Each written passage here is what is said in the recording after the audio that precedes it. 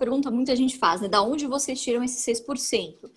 Foi simplesmente um parâmetro que ele estabeleceu lá atrás. Quando ele começou, inclusive, na década de 70, esse número de 6% era muito utilizado para analisar dividend yield, enfim, nas bolsas mundo afora, né? Então, ele acabou adotando esse 6% como um critério e nunca mais largou. Enfim, ele não ajusta em relação à taxa de juros, justamente para que a gente não perca o parâmetro, né? Então, o que acaba acontecendo? Geralmente, por exemplo, a gente volta lá em 2014, 2015, com taxa de juros a 14%, 15%, né, acima da casa dos 10%, ele manteve esse crivo de 6%. Por quê? Ali a gente percebia como a Bolsa Brasileira estava barata, né? Todo mundo migrando para renda fixa, só que não percebe que quanto maior a taxa de juros, maior o risco. E você tinha ali na Bolsa algumas empresas que hoje na nossa carteira nos dão um yield histórico de mais de 20%. Que hoje é uma rentabilidade ao ano que dificilmente você vai ver, principalmente na renda variável, né? Então, naquela época, 2015 principalmente, que foi um ano excelente, de excelentes preços, né? A gente estava ali, a bolsa no fundo do poço realmente, você tinha ali dividend yield no momento de 15%. Então, empresas extremamente descontadas. Se ele, de repente, ajustasse isso para cima, pode ser que, naquele momento, ele perdesse algumas oportunidades. Então, ele optou por, ao longo de toda a trajetória dele, são mais de 51 anos, né? Pra você ter uma noção. O Ibov tem 52 anos, ele tem 51 de bolsa. Então, tá mais ou menos ali, né? Fazendo parte da história do mercado. Então, ele manteve esse 6% como um crivo mínimo para que ele justamente não perdesse esse parâmetro, tá? Lá fora, por exemplo, Estados Unidos, como tem um histórico muito mais baixo de taxa de juros estrutural, quem quiser utilizar a estratégia do jeito Barça de investir, Estados Unidos, Europa e afins, consegue dar uma flexibilizada, sim, nesse patamar, entre 4% e 5% já é super aceitável, tá? É um bom crivo. Mas aqui a gente usa esse 6%, deu certo até agora, e para a gente não perder realmente esse histórico. E o que vocês estão achando agora da liberação dos BDRs para investidor, para pequeno investidor e investidor não qualificado? Vocês indicam, vocês colocaram nas análises, começaram a considerar essa opção? O que vocês acham? Olha, a minha opinião ela é totalmente enviesada neste caso, né? Porque a gente acredita muito no Brasil em si, não só como país, mas também como um disso aqui ainda vai dar certo, né? A gente sempre brinca, o pessoal sempre brinca, nunca vai ser a Suíça, mas também não vai virar a Venezuela, né? São tantas oportunidades aqui dentro, tantos gargalos para serem sanados, né? E quanto mais gargalo, mais espaço, mais oportunidade a gente encontra de coisas baratas. Então a gente hoje não consegue ver um motivo, isso porque simplesmente a gente não investe em bolsa de valores. Eu me torno sócio de empresas. Então a minha opção eu gosto de me tornar sócio de empresas brasileiras, tá? Primeiro ponto. Esse é o único motivo pelo qual a gente não investe em BDR.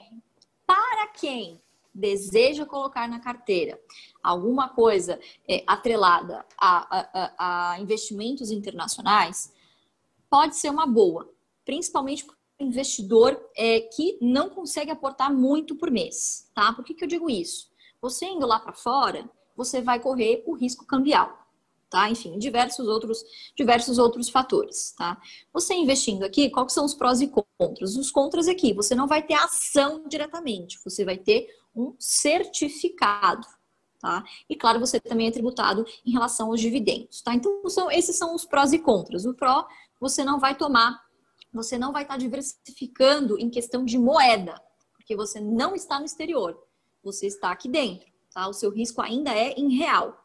Por outro lado, se você não quiser correr o risco cambial, você tem a opção de investir em reais em empresas americanas, por exemplo, né? Que a cotação tende a seguir as cotações lá de fora. Então, vai depender, é uma decisão simplesmente do investidor, do que ele quer para a carteira dele, qual que é o perfil de risco, né? O quanto de risco ele está disposto a colocar na carteira dele.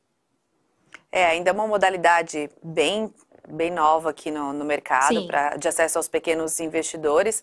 Para diversificação de carteira, você pode dar uma pesquisada. Acredito que por conta da liquidez agora, que antes era o maior gargalo, né, pelo lote padrão também ser ela vai aumentar essa liquidez. Então, para investidores, muitas das vezes, Lô, até essa lógica de que a gente passa a ser sócio dessas empresas que consomem, que fazem parte do dia a dia. Tem muitas empresas internacionais que fazem parte do nosso dia a dia. Então, é muito por essa lógica, é uma decisão muito pessoal mesmo, né? Porque se você pegar Apple, Netflix, Amazon, enfim, você tem um universo de empresas estrangeiras que estão aqui no universo brasileiro também. Então, eu acho que é uma decisão realmente bem pessoal, mas o investidor precisa se informar. E em relação às políticas de ESG, vocês acabam olhando isso para as empresas antes de fazerem as recomendações, ou isso é uma coisa que não está no radar ainda?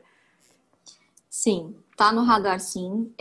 Foram algumas das coisas que vão se adaptando, né? Então, eu comecei a trabalhar, enfim, com a gestão familiar desde 2015, diretamente, né? Comecei na Bolsa antes, mas gestão em 2015. E no ano passado, desde o ano passado, eu comecei a ficar mais à frente da parte operacional, né? Então, inevitavelmente, obviamente, seguimos a mesma estratégia. Meu pai ainda dá as diretrizes macro para onde a gente vai, enfim. Mas algumas decisões de investimento acabam ficando mais para mim por eu estar no dia a dia, né? E sim, ultimamente a gente tem olhado mais para ações voltadas para o ESG, né? Não é por uma questão de modo, enfim, porque isso é uma tendência, isso é irreversível, né? E as empresas vão começar a se dar conta que ESG é um fator indissociável de rentabilidade.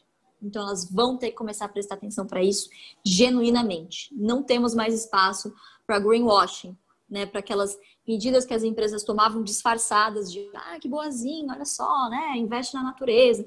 A gente não tem mais espaço para isso. O investidor, principalmente o investidor institucional, está muito ligado nesses 3 pilares, né? Eu acho que o pilar que este ano ficou muito mais evidente é o environmental, né? O que a gente vive, o meio ambiente, propriamente dito, né? Que ganhou muita relevância, principalmente com pandemia, queimadas no Pantanal, na Amazônia, enfim.